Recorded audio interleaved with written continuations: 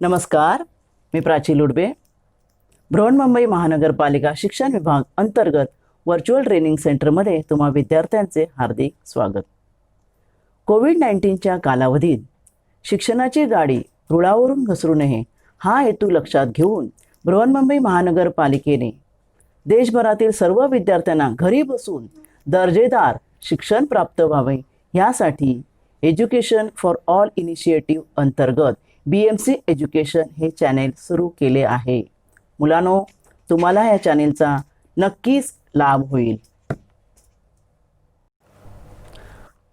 आज आपण इयत्ता 6वी सामान्य विज्ञानमधील एक महत्त्वाचा पाठ पाहणार आहोत.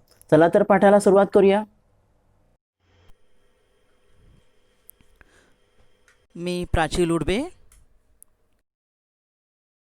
आज आपण इयत्ता 6वी सामान्य विज्ञानमध्ये पाहणार आहोत पाठ आपत्ती व्यवस्थापन, डिझास्टर मॅनेजमेंट. या चित्रात तुम्हाला काही आपत्ती पाहायला मिळतील. See in the picture there are some events. Earthquake म्हणजे भूकंप, समुद्रामध्ये येतात त्या सुनामी. या चित्रामध्ये पहा अतिवृष्टी, पाऊस, भरपूर पाऊस येतो, आग लागणे, असे आपल्या अवतीभोवती कधी ना कधी घडत असतात, सतत नाही.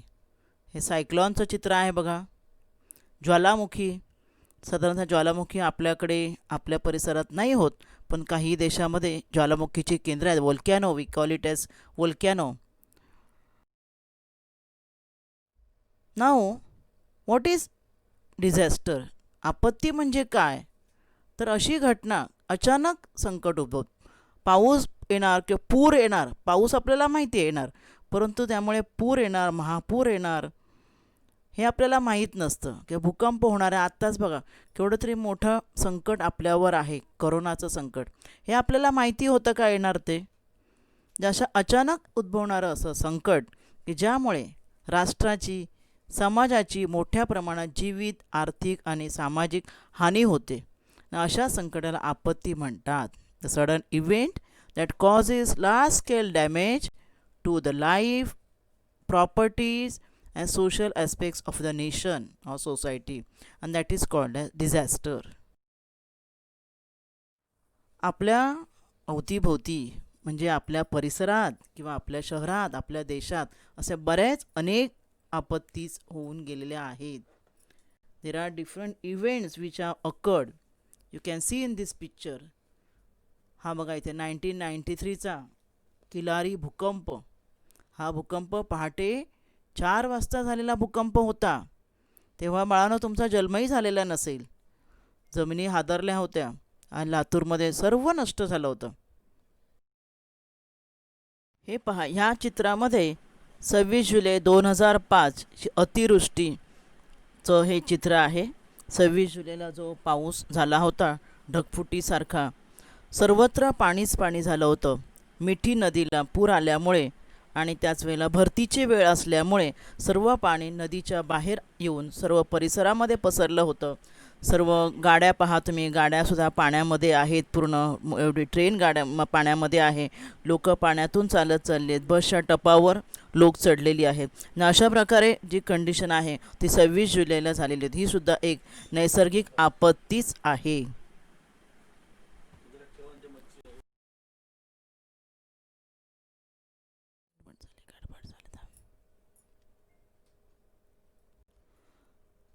जुलै 14 माळीण गावात दरड कोसळली होती. पावसामुळे डोंगरावर झाडं नसल्यामुळे काय झालं होतं? झाडं नसल्यामुळे माती भुसभुशीत झाली आणि घरासकट ती माती खाली वाहून आली होती. दरड कोसळली होती माळीण गाव. हे पुढचं चित्र आहे तामिळनाडूमधील अतिवृष्टीचं. नोव्हेंबर 15मध्ये तामिळनाडूला जी अतिवृष्टी झाली होती त्याचं हे चित्र. ह्या सर्व चित्रांमध्ये आपल्याला वेगवेगळ्या दुर्घटना दिसत आहेत. महाडची दुर्घटना तर रात्रीच्या वेळेला घडलेली दुर्घटना होती. 2 ऑगस्ट 16ला पावसाच्या दिवसामध्ये गणपतीच्या आधीचा हा इव्हेंट आहे. पूल कोसळला होता रात्री 11 वाजता. तुम्हाला पहिल्या चित्रात दिसत असेल. आणि हा पूल कोसळलेला रात्रीचे वेळ असल्यामुळे गाड्यांना कळलं नाही आणि जशा गाड्या ह्या बाजून येत होत्या त्या सर्व गाड्या ह्या नदीमध्ये, ही जी नदी आहे सावित्री नदी, त्या नदीच्या आतमध्ये गाड्या जात होत्या. बसेस, फोर व्हीलर गाड्या, टू व्हीलर, बऱ्याच गाड्या ह्या पाण्यामध्ये, गाड्या म्हणजेच गाड्यांबरोबर गाड्यांमधली माणसं सुद्धा ह्यामध्ये वाहून गेली होती. अशा प्रकारच्या ह्या वेगवेगळ्या घटना ज्या आहेत त्यांना आपण आपत्ती म्हणतो. मग ह्या आपत्ती कशामुळे येतात? अतिवृष्टीमुळे. चित्रामध्ये पाहिलं ना तुम्ही आता, डिझास्टर, भरपूर पाऊस आला, भूकंप, वीज कोसळणे. जेव्हा पावसाच्या वेळेला ज्या विजा चमकतात, तर अति प्रचंड प्रमाणामध्ये विजा चमकल्या आणि आजूबाजूला कुठे लोखंडाचा खांब वगैरे असेल तर त्या खांबावर कोसळून त्या विजा खाली येतात. वोल्कॅनो, जंगलाला लागणारी आग, वाढत्या लोकसंख्येमुळे कधीकधी चेंगराचेंगरी होते. चेंगराचेंगरीचाही प्रसंग 2 वर्षापूर्वी झाला होता, दसऱ्याच्या आधी. बेसुमार होणारी बांधकामं, पर्यावरणाचा ढासळत चाललेला समतोल, दंगली, बॉम्बस्फोट, आगी, हल्ले, ह्या सगळ्या गोष्टीमुळे आपत्ती निर्माण होतात. आता ह्या आपत्तींकडे तुम्ही जर नीट ह्या उदाहरणांकडे जर लक्ष दिलं तर असं तुम्हाला लक्षात येईल की सगळ्या आपत्ती निसर्गामुळे होत नाहीत. महापूर, भूकंप वगैरे ह्या नैसर्गिक आहेत, पण काही दहशतवाद, दंगली होणे, गुन्हेगारी, बॉम्बस्फोट, हल्ले हे माणसं करतायत, माणसांमुळे येणाऱ्या आपत्ती आहेत, पण त्यासुद्धा आपल्याला माहीत नसतात, हो की नाही. आपत्तींचे प्रकार पडतात, 2 प्रकार. There are 2 types of disaster, natural disaster and man-made disaster. Natural म्हणजे निसर्गात ज्या घडून येतात त्या आपत्ती की जे आपल्याला माहीत नसतात. मॅनमेडही आपल्याला माहीत नसतात, पण ते माणसाच्या कृत्यामुळे होतात. Therefore they are called as man-made disaster. तर नॅचरल डिझास्टर भूकंप, ज्वालामुखी, अतिवृष्टी, पूर येणे, फ्लड, सुनामी, दुष्काळ, famine, these are all natural disasters. And man-made disasters are fire, युद्ध, युद्ध म्हणतो ना आपण, दंगल, रायड्स, चेंगराचेंगरी, stampede, then leakage of chemical gas, gas कंपनीमधून गॅस बाहेर पडणे, भोपाळ दुर्घटना तुम्हाला माहीत असेल, बॉम्ब एक्सप्लोजन, बॉम्बस्फोट, कोलॅप्स ऑफ बिल्डिंग, कोसळणे, इमारती आत्ताच काही दिवसापूर्वी इमारत कोसळली होती. धोकादायक इमारत कोसळली की त्यामुळे माणसंही मृत्युमुखी पडतात. आता धोकादायक इमारत त्यामध्ये माणसं राहत होती, त्या लोकांना आधी त्याने खाली केलं असतं तर मग नसतं ना, नुकसान झालं. म्हणजे हे झालं manmade disaster. Now will see some of the disasters. पहिलं बघा आपण भूकंप, अर्थक्वेक. अर्थक्वेक म्हणजे काय तुम्हाला माहितीच ना, मग सांगितलं किलारीचा भूकंप. जमिनीच्या खाली, जमिनीच्या पोटात प्रचंड उष्णता जेव्हा निर्माण होते, त्या जमिनीचं कवच म्हणजे भूकवच हादरायला लागतं, जमीन थरथरायला लागते आणि हे कवच हलणे, भूकवच म्हणजे जमीन हलणे, याला म्हणतात भूकंप. बघा या चित्रात दाखवलं आहे, पहिल्या चित्रामध्ये भूकंपाचा केंद्र ज्या ठिकाणी आहे त्या ठिकाणी प्रचंड उष्णता असते आणि या उष्णतेमुळे जेव्हा ही उष्णता, बाह्य उष्णताच कुकरची शिट्टी, आतमध्ये उष्णता निर्माण झाली, कुकरची शिट्टी वाजून ती उष्णता वाफेच्या रूपाने बाहेर पडते ना, स्टीम जी निर्माण होते ती.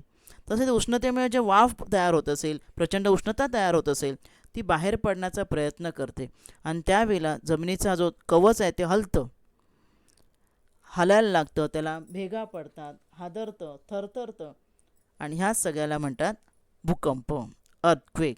बाजूच्या चित्रात तुम्हाला दिसत असेल की जमिनीला भेगा पडल्या आणि जमीन तुटली आहे बघा, आणि गाड्या त्या आतमध्ये गेलेल्या.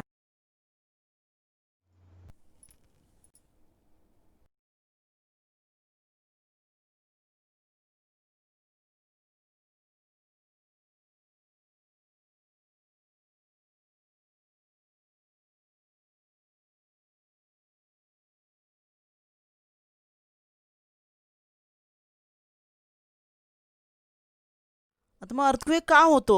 भूकंपाची कारणं, ज्वालामुखी जमिनीतून बाहेर पडतो डोंगरावर, त्यामुळे सुद्धा जमिनीचा पृष्ठभाग हा झालेला असतो, कमकुवत झालेला असतो की ज्यामुळे भूकंप होऊ शकतो. धरणाचा ताण, धरणं आपण बांधतो, त्यामुळे सुद्धा जमिनीचा जो पृष्ठभाग जो आहे धरण बांधताना त्यामध्ये काही प्रमाणामध्ये धरणाचा ताण आल्यामुळे भूकंप होऊ शकतो. खाणकाम, खाणीमध्ये जेव्हा खाणीमधून धातू वगैरे काढण्यासाठी खोल खणलं जातं, तेसुद्धा भूकंपाचं एक कारण आहे. अणुचाचणी करण्यासाठी जमिनीमध्ये खोल खणून त्यामध्ये तो अणूची जी रचना असते ती केलेली असते आणि त्यावेळेला सुद्धा जमीन हादरते. हे सगळे वेगवेगळे जे जमिनीखाली हालचाल बघा, या चित्रात ते जमिनीखाली हालचाल झालेली तुम्हाला दिसत असेल आणि जमिनीचा पृष्ठभाग कसा सरकतो. This all are the reasons for earthquake. मग परिणाम काय, भूकंपामुळे परिणाम काय होतात? What are the effects of earthquake? This is one of the effect I told you. भूकंपामुळे काय होतं? बांधकामं, पूल, रस्ते, लोहमार्ग सर्व उद्ध्वस्त होतात, तुटतात. नदी नाले यांचे प्रवाह बदलतात. नद्यांचं जे पाणी असतं ते प्रवाह भूकंपामुळे, कारण जमीन खालची हादरल्यामुळे बदलतं. त्यामुळे काय होतं, नदीच्या पाणी जे आहे ते आजूबाजूच्या परिसरामध्ये पसरतं आणि नॅचरली फ्लडची कंडिशन निर्माण होते. फ्लड म्हणजेच पूर येत. पुढे भूकंपामुळे मोठ्या प्रमाणात जीवित आणि वित्तहानी होते. रस्त्याने समजा माणसं चालत आहेत, गाडी आहे आणि जर असं झालं तर ती माणसं मृत्युमुखी पडणार साहजिकच आहे. दुसरा आपण आपत्ती पाहणार महापूर, फ्लड. महापूर शब्दावरूनच तुमच्या लक्षात आलं असेल, frequently occurring natural disaster in all parts of the world. सगळ्या आपल्या जगाच्या भागामध्ये हा जो पूर आहे तो वरचेवर येतच असतो. कारण पाऊस आला की पाण्याचा निचरा जर बरोबर झाला नाही अतिवृष्टीमुळे तर हा महापूर येण्याची शक्यता असते. नदीचं पाणी जे आहे, पावसाचं जे पाणी आहे नदीतून व्हायला पाहिजे, पण नदीच्या पात्राच्या बाहेर जेव्हा येतं तेव्हा हे पुराचं संकट येतं. नदीच्या पात्राच्या बाहेर पाणी आलं की ते पाणी आजूबाजूच्या परिसरामध्ये पसरतं आणि भरपूर पाऊस झाला की पाण्याचा निचरा करण्याची जी सिस्टम असते ती सुद्धा अपुरी पडते आणि त्यामुळे गटारं तुंबतात आणि पाणी रस्त्यावर येऊन काही कालाने ते घरातही शिरतं. त्याला आपण पूर म्हणतो. परिणाम काय? What are the effects of flood? Use, loss of life and property. बरोबर ना, जीवित आणि वित्त. कुठलंही नॅचरल डिझास्टर झाला की लाईफ आणि प्रॉपर्टीचं नुकसान. दुसरं काय, अजून काय होऊ शकतं भूकंपामुळे, महापुरामुळे? पाणी वाहतं, जमिनीवरून वाहतं, त्यामुळे जमिनीची धूप होते, माती वाहून जाते, सॉईल करोजन. देन महापुराचा दुसरा, पिकांचं नुकसान होतं. त्याचबरोबर पूर ओसरल्यानंतर रोगराई जास्त पसरते, बरीच लोक आजारी पडतात. आजार, रोगराई यांचं जास्त फैलाव होतो पूर आल्यानंतर. पुढचा आपण नॅचरल डिझास्टर पाहणार आहोत ते म्हणजे वादळ, स्टॉर्म. वादळ कधी निर्माण होतं? कमी दाबाचा पट्टा जेव्हा निर्माण होतो, हवेच्या वेगवेगळ्या थरामध्ये कमी अधिक दाबाचा पट्टा निर्माण झाला की वारे एका ठिकाणाहून दुसऱ्या ठिकाणी वाहू लागतात आणि त्यालाच म्हणतात वादळ. Formation of high or low air pressure belt in the atmosphere causes change in weather which results in strong winds called as storms. In this picture you can see. वादळ जेव्हा येतं तेव्हा सुद्धा वारे जोराने वाहतात आणि त्यामुळे प्रचंड नुकसान होतं. वादळामुळे मग काय परिणाम होतात ते आपण पाहूया. वादळामध्ये सुद्धा बरंच नुकसान होतं. वादळग्रस्त प्रदेशामध्ये फार नुकसान होते. वीज पुरवठा खंडित होतो, सगळे वायर्स वगैरे सर्व म्हणजे कोलॅप्स होतं, त्यामुळे वीज पुरवठा खंडित होतो. जीवित व मालमत्ता यांची हानी होते. दळणवळण यंत्रणासुद्धा, म्हणजे ट्रान्सपोर्ट सिस्टम जी आहे देशाच्या आत किंवा ज्या ठिकाणी वादळ झाले असेल त्या ठिकाणची दुसऱ्या भागांना जोडण्याची ट्रान्सपोर्ट सिस्टम वगैरे जी आहे ती सुद्धा पूर्ण बंद होते. Effects of storms. The next disaster that is forest fire. Forest fire, वनवा. जंगलामध्ये आगी लागतात, तुम्हाला माहीत असेल. जंगलामध्ये जंगलं, कुरण, गवताळ प्रदेश या ठिकाणी जे नैसर्गिक कारणामुळे उन्हाळ्यामध्ये जास्त हा प्रकार होतो की जे आग लागते, सर्व झाडं आपोआप जळायला लागतात एकमेकावर घासून आणि त्याला म्हणतात वनवा, forest fire. Forest fire is an uncontrolled fire in the forest due to natural or manmade causes. Forest fire spreads at a tremendous speed. आणि एकदा ती आग लागली की एकदम ट्रिमेंडस स्पीड म्हणजे प्रचंड वेगाने ही आग पसरत जाते आणि सर्व झाडं जळत जातं. मला माहिती असेल ॲमेझॉन जंगल आहे, त्या जंगलामध्ये प्रचंड मोठी आग लागली आणि ते जंगल जवळजवळ 1.5-2 महिने ते जंगलातील झाडं जळत होती. मग याच्यामुळे सुद्धा फॉरेस्ट फायरमध्ये सुद्धा परिणाम होतात. काय परिणाम होतात तर नैसर्गिक संपत्तीचं प्रचंड नुकसान होतं, कारण झाडं जळून जातात आणि झाडं जळल्यामुळे जे कार्बन डायऑक्साईड हवेत पसरतो आणि त्यामुळे हवेचं प्रदूषण. तर डिझास्टर मॅनेजमेंट म्हणजे काय? आता आपल्याला माहिती आहे की एखादी गोष्ट होणार आपल्याला माहीत नसतं. हे नॅचरल कॅलॅमिटी ज्या आहेत किंवा नैसर्गिक घटना ज्या आहेत ते होणारे माहीत नसतं. मग त्याच्यासाठी आपण काहीतरी सोय करून, कधीतरी काहीतरी होणार आहे, बरोबर ना? मग त्यासाठी सोय करून ठेवणे ह्याला म्हणतात डिझास्टर मॅनेजमेंट, आपत्ती व्यवस्थापन. आपत्ती व्यवस्थापन म्हणजे काय? की आपत्ती टाळण्यासाठी किंवा आपत्तीला तोंड देण्यासाठी योजना करणे, त्यासाठी क्षमता मिळवणे याला म्हणतात आपत्ती व्यवस्थापन. Taking steps to prevent disaster, prevent म्हणजे थांबवणे. Making plans to face disaster and developing capacity for that is called as disaster management. आत्ताच तुमच्या सर्वांच्या लक्षात येत असेल, ह्या कोरोनाच्या ह्या काळामध्ये म्हणजे एवढी लोकांची संख्या कोरोना इतक्या लोकांना होत आहे, तर आपल्या देशाने किती सोय केली आहे, किती क्वारंटाईन सेंटर्स निर्माण केली, सर्व हॉस्पिटल्स आणि त्याप्रमाणे मास्कचा पुरवठा, ऑक्सिमीटर्सचा पुरवठा, हे सर्व आपल्या देशाने, ही आलेली आपलं नॅचरल कॅलॅमिटीज आहे, आपल्याला आलेलं नैसर्गिक संकटच आहे. आणि त्यासाठी आपलं सरकार जे काय सर्व करत आहे सोय, त्याला डिझास्टर मॅनेजमेंट म्हणतात. आणि to prevent or reduce damage cause by natural or manmade disaster, म्हणजे हा जो डॅमेज जो होतो आहे तो काय केला पाहिजे, तो थांबवण्यासाठी किंवा नुकसान टाळण्यासाठी मॅनेजमेंट इज मोस्ट रिक्वायर. मग या ठिकाणी आता मी मराठीत दिलं आहे तेच तुम्हाला. आपत्ती टाळणे, आपत्तीला तोंड देण्यासाठी योजना करणे याला आपत्ती व्यवस्थापन म्हणतात. आपत्तीमध्ये होणारं नुकसान टाळण्यासाठी हे नियोजन आणि व्यवस्थापन करणं गरजेचं असतं. राष्ट्रीय आपत्ती व्यवस्थापन प्राधिकरण संस्था आपल्या देशाची, ती ह्या नियोजनाचं सर्व काम करत असते. महत्त्वाचं गोष्ट म्हणजे आपत्ती काळात जेव्हा पूर येतो, तुम्हाला माहिती आहे आपल्या NDRFच्या आपल्या ज्या काय म्हणतात आपत्ती व्यवस्थापन हे आहेत, मिलिटरी फोर्स वगैरे आहेत, त्यांना पाचारण केलं जातं, समाजातील लोकांना बोलवलं जातं. म्हणजे आपत्ती काळामध्ये एकमेकांना मदत करणे, सहकार्य करणे ही आपली जबाबदारी आहे. During a disaster helping and supporting each other is our moral responsibility. Now will see, हां, हे this are some numbers to contact. आपत्ती व्यवस्था आपल्या ठिकाणी एखादी घटना घडली तर आपण कोणाशी कॉन्टॅक्ट करा, त्याचे हे नंबर आहेत. पोलीस 100, अग्निशमन दल 101, नेक्स्ट कोणता आहे बघा, ॲम्ब्युलन्स 102, आणि आपत्ती नियंत्रण कक्ष म्हणजे डिझास्टर मॅनेजमेंट सेंटर जे आहे त्याचा नंबर आहे 108. तुम्ही यापैकी कोणत्याही नंबरला कॉन्टॅक्ट करू शकता, तुम्हाला लगेच तिथून हेल्प मिळेल. आता आपण काही उपाययोजना, एखादी आपत्ती आली आहे, मग त्या तुम्हाला आता माहिती असेल कोरोना काळामध्ये आपण बातम्या बघतो की आपल्या देशामध्ये किती पेशंट झाले, किती लोक बरे झाले, किती काय सोय केली आहे, हे सर्व आपण कुठे पाहतो? रेडिओवर ऐकतो किंवा टी व्हीवर पाहतो, बरोबर ना? म्हणजे रेडिओ टी व्हीच्या बातम्यांकडे आपण लक्ष ठेवलं पाहिजे. We should keep watch on T V, on radio news.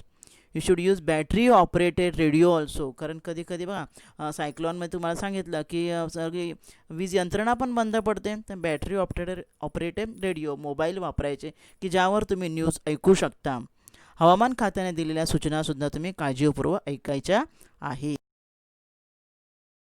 अजून काय उपाययोजना करायच्या आहेत? ह्या झाल्या बेसिक. आपल्याकडे काही वेबसाईट असतात, ते वेबसाईट www.imd.government.in ही वेबसाईट आहे, तिचा वापर करायचा की ज्यावर तुम्हाला काय मिळणार आहे, वेगवेगळ्या आपत्तींची माहिती मिळणार आहे की त्या आपत्ती ज्यावेळेला काय करायचं ह्याची माहिती आहे वेबसाईट. अजून काय करायचं आहे? ढगफुटी झाली की अतिवृष्टी झाली, डोंगर उतारावर दरडी कोसळतात, मगाशी दाखवलं तुम्हाला माळींचं, आणि त्यामुळे डोंगर टेकड्या खचतात, तर अशा ठिकाणी पायथ्याशी थांबायचं नाही, उंचावर जाऊन राहायचं. पुराच्या वेळेला सुद्धा, नदीला पूर आला, नदीकाठच्या परिसरात आपल्या पाणी भरतं, ज्या ठिकाणी घरं असतात तिथे न थांबता उंचावर सुरक्षित ठिकाणी जाऊन थांबायचं आहे. नेक्स्ट, आता भूकंपाच्या वेळेला रस्ते दुभंगतात, जमिनीला भेगा पडतात, रोड उखडले जातात. एका ठिकाणून दुसऱ्या ठिकाणी जाताना पुढचा मार्ग व्यवस्थित आहे का याची तुम्ही काय करायची आहे, खात्री करून घ्यायची, तरच पुढचा प्रवास करायचा आहे. नेक्स्ट, ड्युरिंग ॲन अर्थक्वेक आपल्याला मदत केंद्र वगैरे जे आहे त्या ठिकाणी सुद्धा आपण काय करायचं, मदत केंद्र किंवा छावणीचा आसरा घ्यायचा. Take the shelter of relief camps as they provide us medicine, food package, drinking water, first aid. म्हणजे जे छावणी केंद्र असतात त्या ठिकाणी आपल्याला औषध, अन्न पुरवठा वगैरे होतो, त्यामुळे त्या मदत केंद्रांची तुम्ही मदत घ्यायची आहे. नेक्स्ट, आगीपासून तुम्ही वाचण्यासाठी काय करायचं आहे माहिती आहे ना, अग्निशमन फायर एक्सटिंग्विशर असतो, आपल्या शाळामध्ये असतो, हॉस्पिटल्स, रेल्वे स्थानक या ठिकाणी फायर एक्सटिंग्विशर असतात, तर त्यांचा आपण उपयोग करायचा आहे.